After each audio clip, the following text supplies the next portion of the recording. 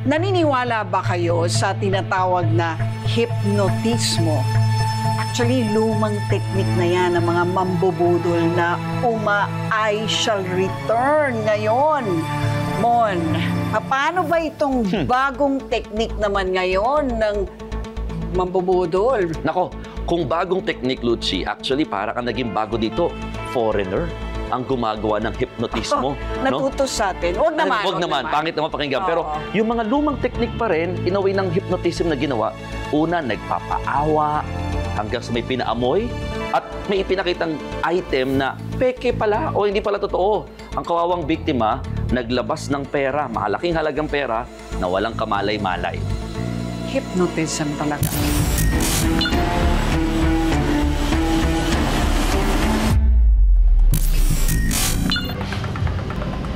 Estudyante sa umaga,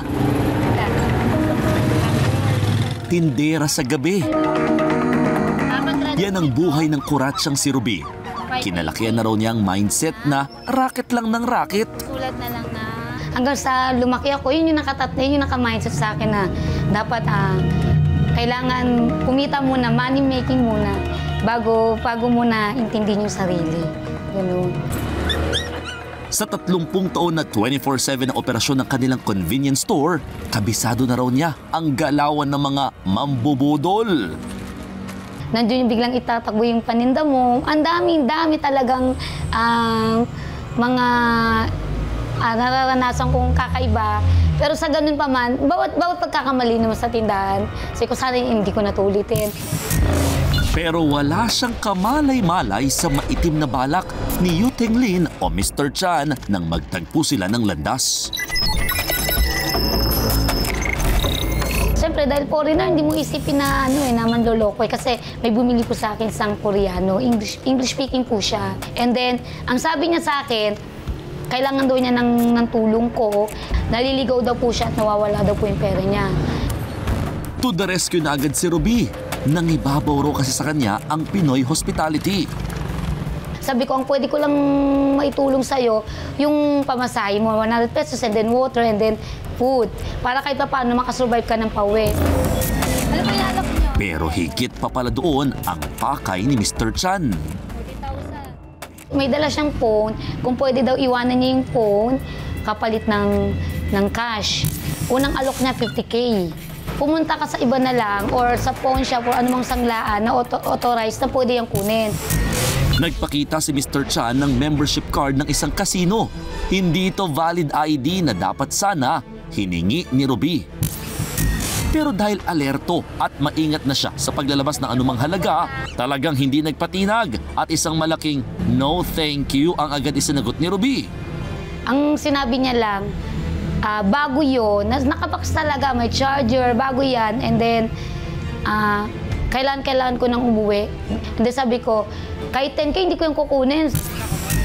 Akala raw ni Ruby, dito na nagtatapos ang pagtatagpo nilang dalawa. Pero si Mr. Chan, may I shall return pala.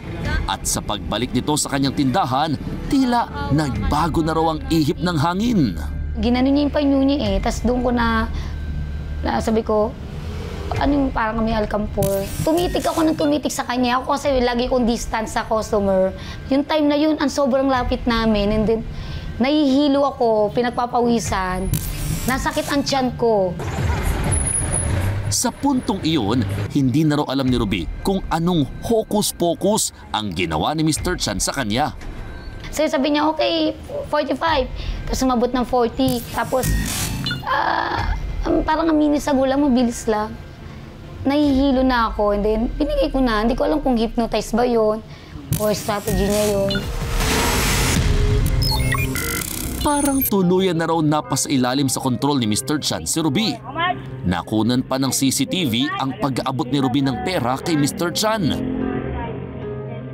Nahimasmasan lang daw si Ruby nang sumibat na si Mr. Chan. Pina-check ko sa friend ko na mayroon siyang cellphone shop, repair shop. Sabi niya, unang ano pa lang daw fake na. kung fake to, wala na, naloko na ako yung 35K ko. Sabi kong ganun. Kasi ilang araw talaga ako hindi makamove on. May tuturing bang hypnotism or hypnosis yung nangyari doon kay Miss Ruby? Mukhang hypnosis talaga ang nangyari dito. So sa hypnosis kasi may tinatawag na ABS. Okay, ano yung ABS? A is absorb attention, B is bypass critical factor, and S is suggestion. So nakikita niya na ay parang distress yung taong to. Tuloy hindi niya alam gagawin niya. So ang immediate reaction niya is, ano kaya maitutulong ko sa taong to? So nakuha na kagad ng taong yun yung attention ni Ruby. So meron naman is S is suggestion. Yung suggestion is, o sige, iwan ko yung phone ko. Nung sinabi niya na ito, kunin mo yung phone ko, 35,000, nandun na siya sa suggestion stage eh. So ibig sabihin na bypass na yung critical factor, na-get na niya yung attention. So yes, possible na yung mga ginawa ko sa'yo kanina, eh nagawa na niya in the budol-budol way. Yeah. Budol alert! Focus, focus, focus! Para iwas hocus-pocus, ang magandang gawin kapag parang nahihypnotize ka na, sadyang maglaglag ng gamit para yung kausap mo ang madistract o mawala sa focus. Meron tayong tinatawag na foot in the door technique. Sa foot in the door technique, ibig sabihin, kapag ang tao ay humingi ng isang maliit na pabor mula sa kanyang biktima, at ang biktima ay nag-indulge, nag-oblige ng kanyang pabor, ang nangyayari ngayon, patuloy yung tao na hihingi ng mas malaking pabor subsequently. So sa ganung pagkakataon, kumbaga, nagigain mo yung confidence ng victim at dahil doon, sa bawat mas malaki mong kukuning pabor, mas kumpiyansa siyang pagbigyan. Pinasuri rin namin sa isang cellphone retail and repair shop kung magkano ang value halaga ng cellphone na ibinigay kay Ruby. Maalalang 35,000 pesos yung halaga ng bili ni Ruby dito. Clone lang to, clone lang. Clone lang. So, legitimate na cellphone siya, pero hindi ito Clone siya, oo. model, yung sinasabing model. Halaga nito, mga nasa 3,000 lang to. 35,000 pesos, napaka-tuition na yun ng anak ko, and then panggamot na yun ng mother ko. Kaya sabi ko, bago kitain, ang dami kong nilarakit eh. Sa panahon ngayon, ang hirap kitain yung 35, kaya ilang araw din akong nakatulala. Hanggang ngayon, hindi pa rin daw tanggap ni Ruby na naisahan siya ng isang banyaga sa sarili niyang bayan. Padideport ko siya kasi sarili kong bansa, niloko ako na foreigner. Maging mapagmatsyag sa ating paligid dahil ang mga manluloko nandyan lang sa tabi-tabi. Anumang oras, pwedeng umatake para linlangin tayo at isahan. Ako po si Mon Gualvez at yan ang aking Budol Alert.